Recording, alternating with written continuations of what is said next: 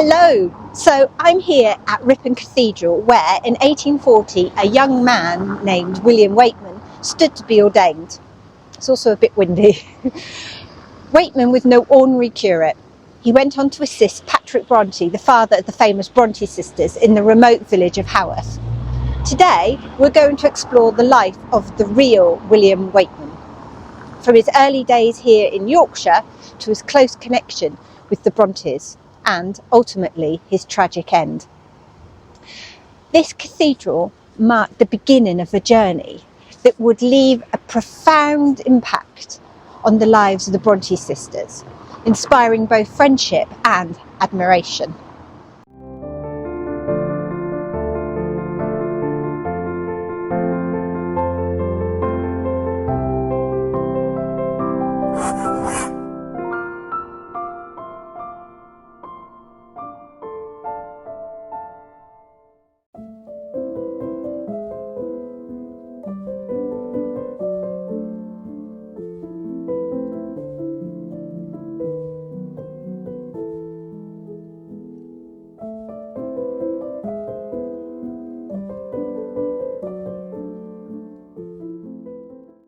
In 1840, William Weightman was ordained as a deacon at Ripon Cathedral here.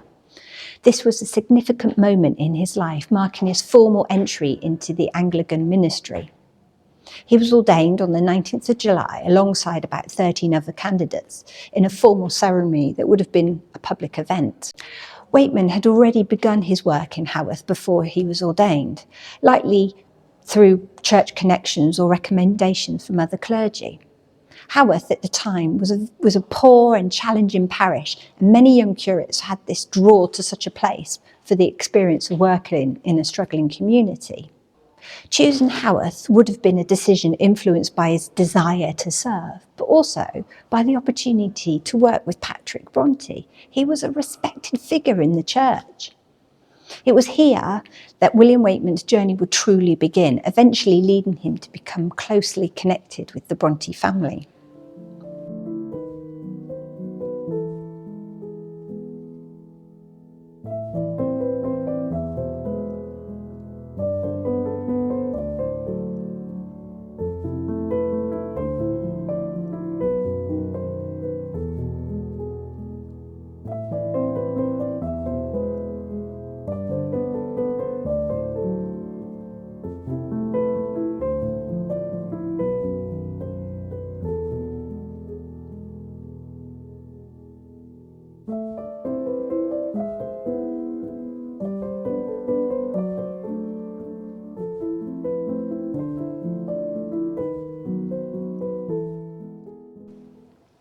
When William Weightman arrived in Haworth in 1839, he didn't stay with the Brontë family at the parsonage. Instead, he lived nearby in his own lodgings, which was kind of typical of curates at the time. His role was to assist Patrick Brontë with the demanding workload of running the parish, including helping with church services and overseeing the Sunday school, which was vital to the education of the village children. The Brontë sisters quickly became fond of Weightman. They affectionately referred to him as Celia Amelia, a nickname based on a charming character from a popular novel of the time. This name was used in private between the sisters, kind of as like a playful, affectionate way of referring to Weightman's kind and agreeable nature, which of course made him well liked by the Brontë family and probably the servants too. Weightman also became a supportive friend to Branwell Brontë, who was grappling with personal challenges.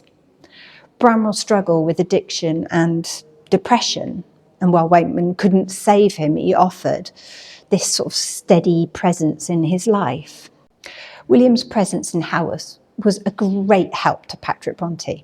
As an aging father and a busy priest, Patrick needed assistance running the parish, especially in such a remote, impoverished village. William was essential to ensure that the spiritual needs of the community were met, and he soon became a key figure in Haworth's religious life.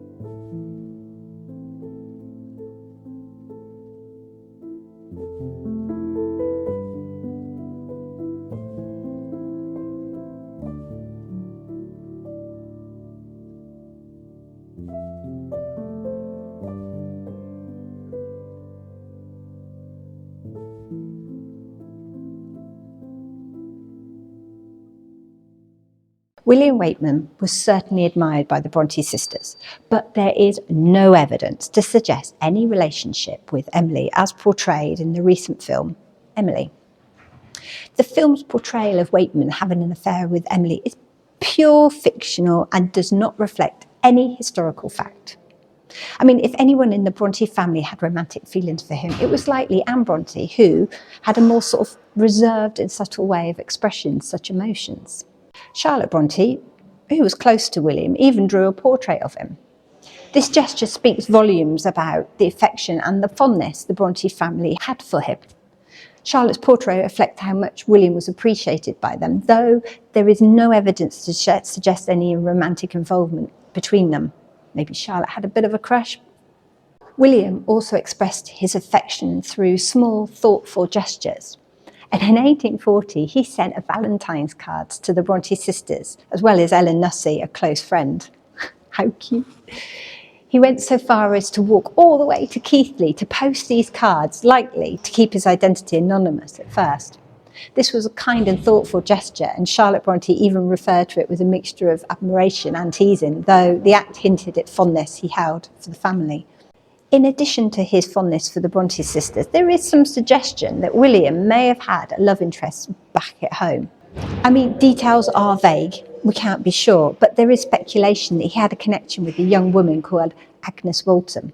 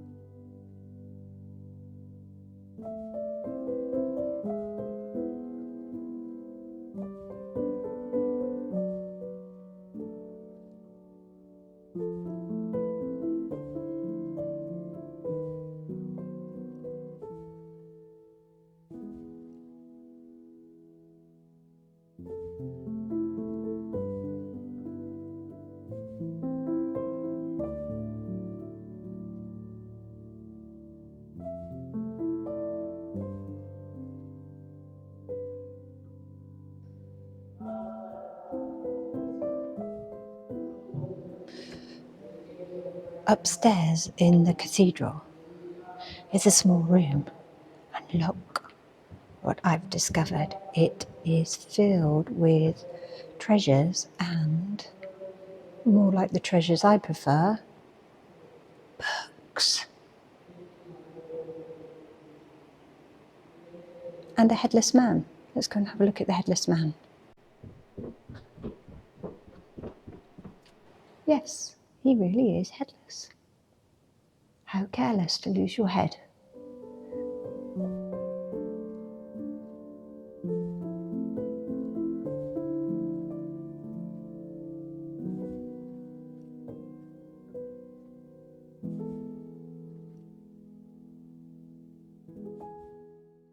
I had to show you this portrait of Tom Ramsden, who was a high steward at Ripon Cathedral many years ago. Don't you think he looks like Bergerac off the telly, or is it just me?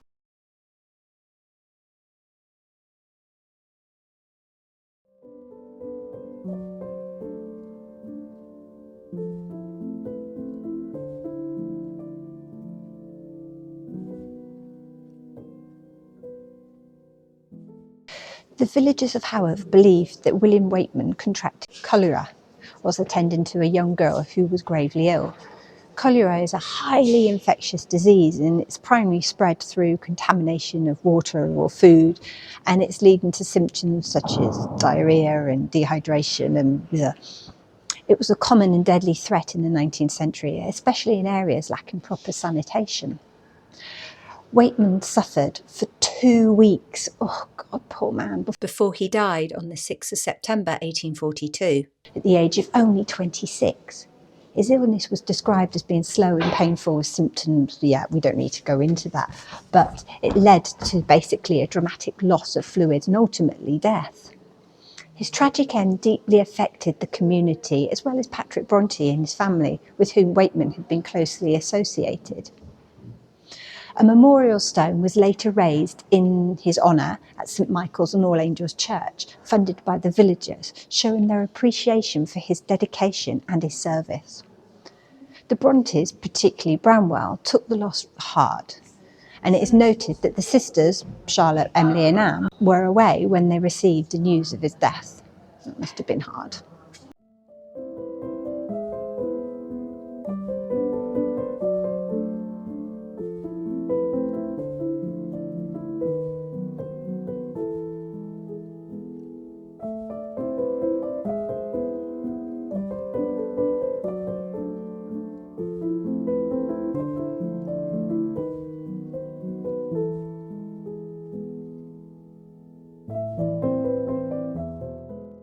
After his passing, William Weightman was remembered fondly by the Brontës, who continued to feel his impact on their lives.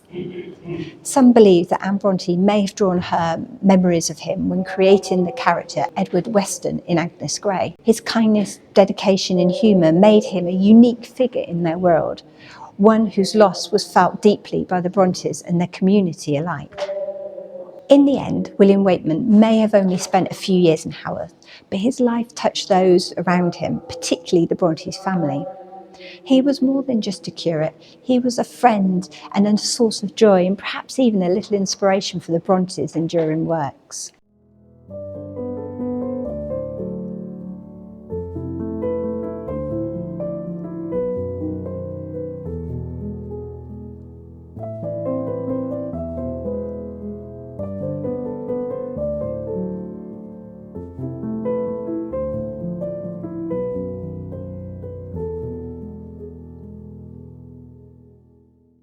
Charles Thomas Longley, who ordained William Weightman, was indeed an influential figure in the Church of England, and he later became the Archbishop of Canterbury. Whilst he was the Bishop of Ripon, Longley visited Haworth, where he would have encountered Patrick. On one occasion, Patrick, who was ill at the time, met with Longley in his bedroom due to his health limitations.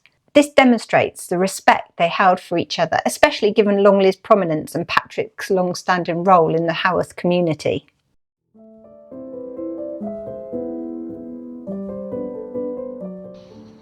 So I've had a good mooch around the cathedral.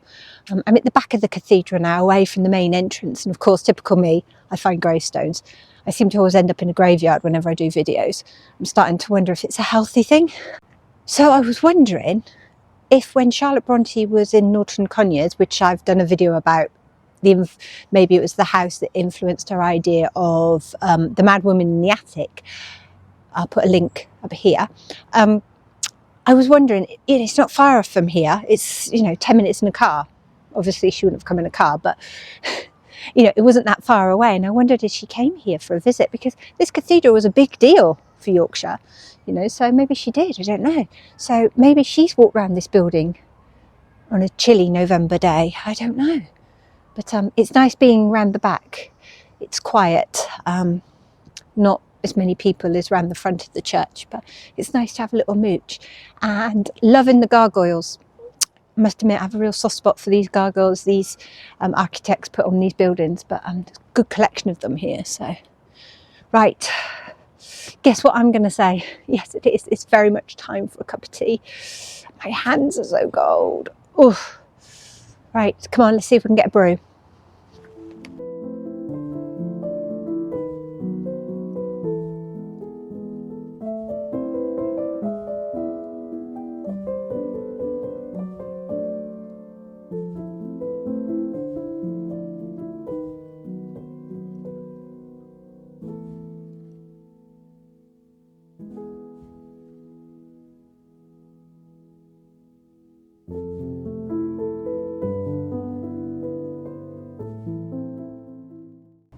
As I stand here at Ripon Cathedral, a place linked to William Weightman's ordination, it's hard not to reflect on his dedication to his parishioners. He was just 26 years old when he died, and in his short time at Haworth, he became deeply involved with the community, offering not just his services as a curate, but showing personal compassion, especially to the sick. His tragic death from cholera was another sorrowful chapter in the Brontë family story. It was yet another early loss that they had to endure as they witnessed yet another young person taken too soon. The legacy of William Weightman is more than just a character in a fictional account like in the recent Emily film, where he was portrayed as having an affair with Emily Brontë. Ugh. That narrative, while dramatic, is not supported by historical fact. If anyone in the Brontë family had romantic feelings for William, it was most likely Anne Brontë. The truth is that William's role in the Brontë household was as a friend and a confidant, a young man dedicated to his faith and his work, a figure whose death left a big mark on all that knew him. As we remember him today, we honour not just the fictional version, but the true story of a man whose life was tragically short, yet filled with purpose and service to others.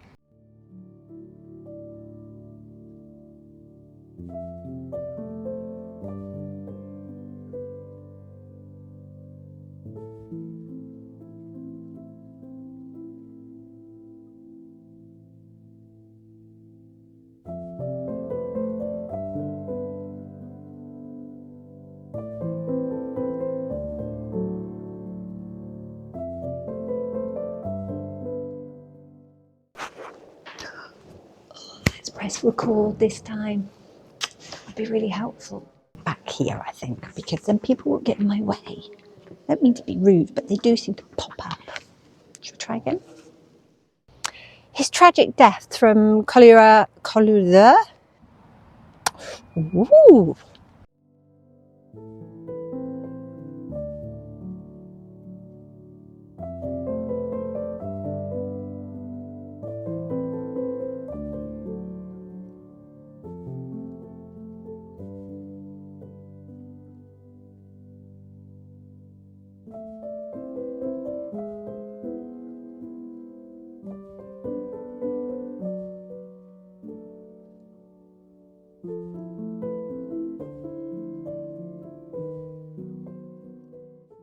So thank you for watching today and for coming with me to this beautiful place and a beautiful day as well, very crisp and cold.